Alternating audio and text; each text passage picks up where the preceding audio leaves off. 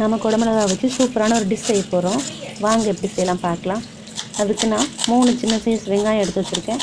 அதை சின்ன சின்னதாக கட் பண்ணிக்கலாம்.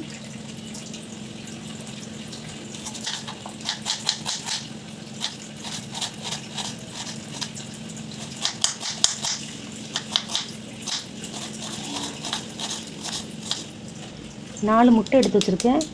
4 முட்டை உடச்சி ஊற்றிக்கலாம்.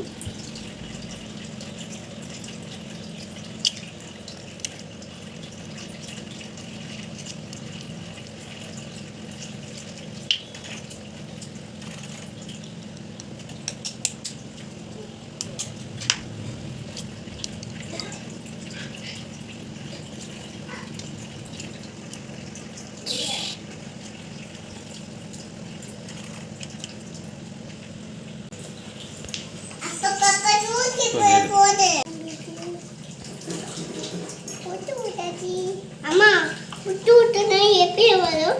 இதான் வாங்கிட்டேன். அம்மா அம்மா இங்க பாரு. வெங்காயம் போட்டுக்கலாம். கட் பண்ண வெங்காயம் போட்டுட்டு இதான் தூட்டுனா நறுக்கி தப்பு துண்டா போட்டேன்.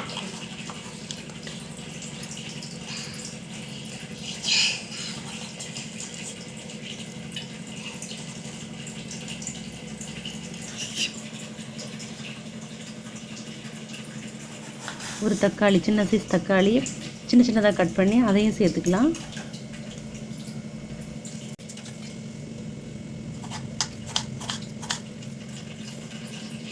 அப்பா பீசி பிச்சு கப்பண்டி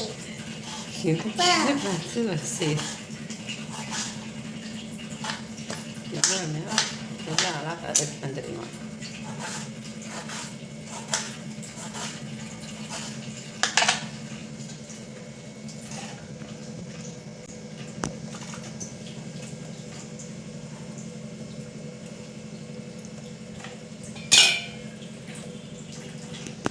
மல்லியில் போட்டு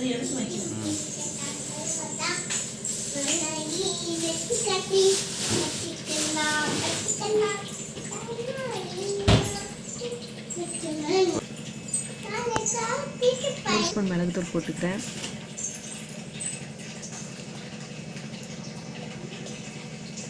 தேவையான அளவு உப்பு போடுறேன்.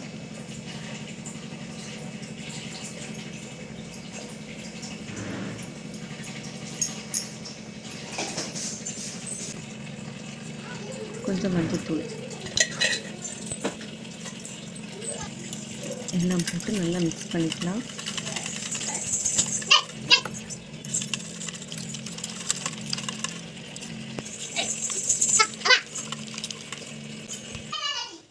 ஒரு 4 குடமிளகாய் எடுத்துக்கிறேன். குடமிளகாவில் மேலே உள்ள கேப் மட்டும் அப்படியே கட் பண்ணி எடுத்துக்கலாம். உள்ளே இருக்கிறதெல்லாம் எடுத்துட்டு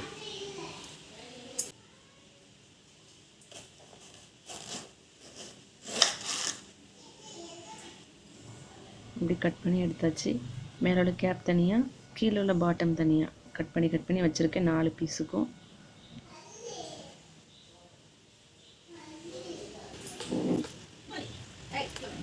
கட் பண்ண குடமிளகாக்குள்ளே நம்ம மிக்ஸ் பண்ணியிருக்க கலவையை அப்படியே ஃபில் பண்ணிவிட்டு நெக்ஸ்ட்டு இட்லி அவிக்கிற பாத்திரத்தில் வச்சிட வேண்டியதுதான்.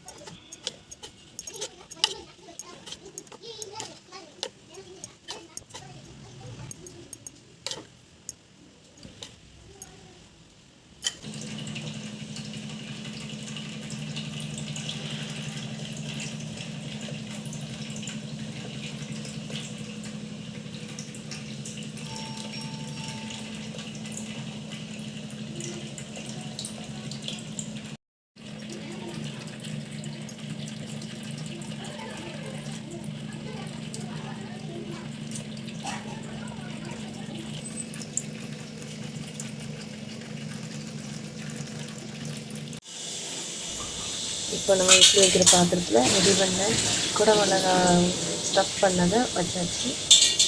10 நிமிஷம் வெயிட் பண்ணணும். அதுக்கப்புறம் ரொம்பவே சூப்பரான டிஷ் ரெடி ஆயிடும்.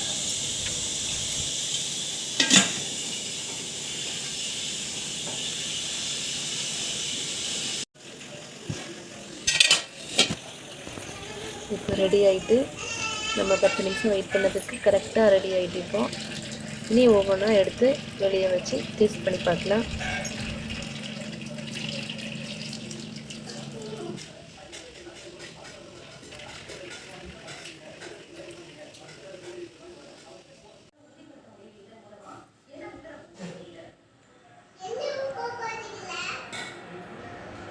சூப்பராக இருக்குது, ரொம்பவே அருமையாக வந்திருக்கு.